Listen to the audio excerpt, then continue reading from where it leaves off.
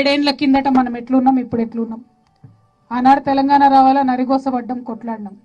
ఇవాళ ఈ ఏడేండ్లలో కరెక్ట్గా భారతదేశంలో ఏ రాష్ట్ర ముఖ్యమంత్రి మాట్లాడినా, భారత పార్లమెంట్లో ఏ ప్రశ్న వచ్చినా, అభివృద్ధి కార్యక్రమాల యొక్క సూచిలో ఏ ఒక్క సూచి చూసినా, ఎక్కడ చూసినా నంబర్ 1 రాష్ట్రంగా ఇవాళ తెలంగాణ రాష్ట్రం ఎదిగింది.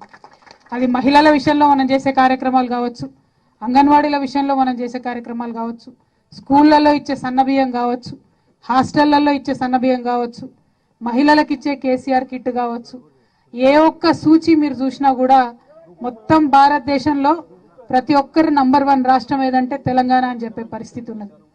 ఎందుకోసం ఉన్నది? మనం రాష్ట్రం తెచ్చుకునే వరకు ఎంత ప్రేమతో కొట్లాడుకున్నామో, రాష్ట్రం వచ్చినాక కూడా అంతే ఆర్తితోనే అభివృద్ధి చేసుకుంటున్నాం. ఎవరొక్కరు విడిచిపెట్టాలని లేదు. ప్రతి ఒక్కరికి ఎంత చేయగలిగితే అంత చేద్దాం. ప్రతి ఒక్కరిని కూడా అభివృద్ధిలో ముందుకు తీసుకొని పోదామని చెప్పి మనందరం కూడా ప్రయత్నం చేస్తూ ఉన్నాం.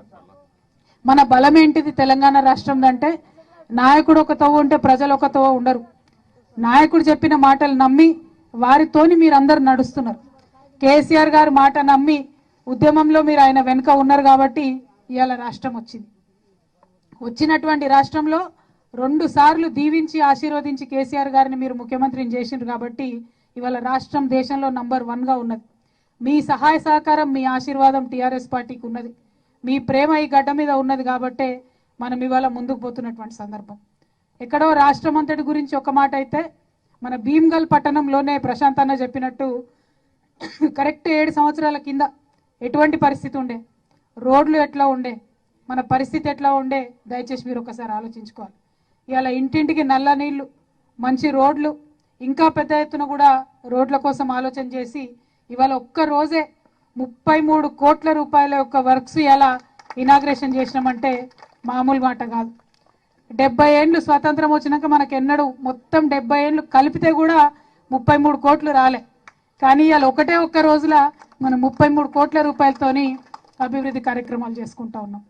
దయచేసి మీరు అందరూ ఆలోచించాల్సింది ఒకటే, జరుగుతున్నటువంటి అభివృద్ధిలో పని చేస్తున్నటువంటి వారికి మీరు ఇంకా మద్దతు ఇస్తే మంచిగా అనిపిస్తుంది. ఎందుకంటే ఎక్కడికి పోయినా మా అక్క చెల్లెలు అడుగుతారు, అక్క ఈ ఇబ్బంది ఉంది, ఈ పెన్షన్ రాలేదు, అది రాలేదని. మీరు అది చెప్పేటప్పుడు దాంతోపాటు అక్క ఈ 2-3 కార్యక్రమాలు కూడా జరిగినాయని చెప్తే ఇంకా ఉత్సాహంగా పనిచేయబుద్ధి అవుతుంది. ప్రశాంత్ అన్న అదే చెప్తున్నారు ఇప్పటిదాకా, పనిచేసేటోన్ని వారి చేతుల్ని బలోపేతం చేస్తే ఇంకా కూడా పనిచేసే ఆస్కారం ఉంటుంది.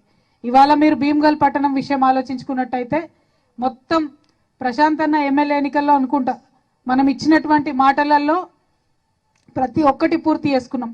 ఒకటే ఒక హాస్పిటల్ పని ఇంకా చేసేది ఉన్నది. 100 పడకల హాస్పిటల్ తప్పకుండా భీమ్గల్కి వస్తుంది. దానికోసం తప్పకుండా నేను ప్రశాంత్ అన్న 100% ప్రయత్నం చేస్తామని తెలియజేస్తూ ఉన్నాం. భీమ్గల్ ఇదివరకే మనకు చాలా మంచి పట్టణంగా ఉండే, మన బాల్కొండ నియోజకవర్గంలో భీమ్గల్కి ఒక ప్రత్యేకమైన స్థానం ఉన్నది. ఆ ప్రత్యేకమైన స్థానం ఉన్నది కాబట్టే దీన్ని గుర్తించి మనం మున్సిపాలిటీగా చేసుకున్నాం. మున్సిపాలిటీగా చేసుకోవడంతో పాటు చేసిన మరుక్షణమే 25 కోట్ల రూపాయలు ఆనాడు ఇచ్చినాం. ఆ తర్వాత మళ్ళీ ఇప్పుడు కంటిన్యూస్గా ప్రశాంత్ రెడ్డి అన్న రోడ్లు భవనాల మంత్రి అయినప్పటి నుంచి రోడ్లకు మాత్రం కుదవ లేకుండా బాల్కొండలో ముందు మొత్తం రింగ్ రోడ్ ఒకటి వేసిండు అన్న. ఆ రింగ్ రోడ్ వేసిండు. ఇవాళ సగం రింగ్ రోడ్డు, మళ్ళీ సగం రింగ్ రోడ్డు, మళ్ళీ మనం బైపాస్ మొత్తం ఇవాళ శంకుస్థాపన చేసుకున్నాం. దాంతోపాటు మొత్తం మెయిన్ రోడ్స్ ఏవైతే ఉన్నాయో భీమ్గల్లో వాటన్నిటిని వెడల్పు చేసుకొని మధ్యలో చెట్లు పెట్టుకొని లైట్లు పెట్టుకొని ఒక మంచి పట్టణం లాగా భీమ్గల్ని రూపొందించబోతా ఉన్నాం. మీ అందరూ అనుకోవచ్చు రోడ్ల గురించి ఇంత పెద్ద ముచ్చటేముందని. రోడ్డు అంటేనే అభివృద్ధి. రోడ్ ఏదన్నా వాడకట్టకు వచ్చిందంటే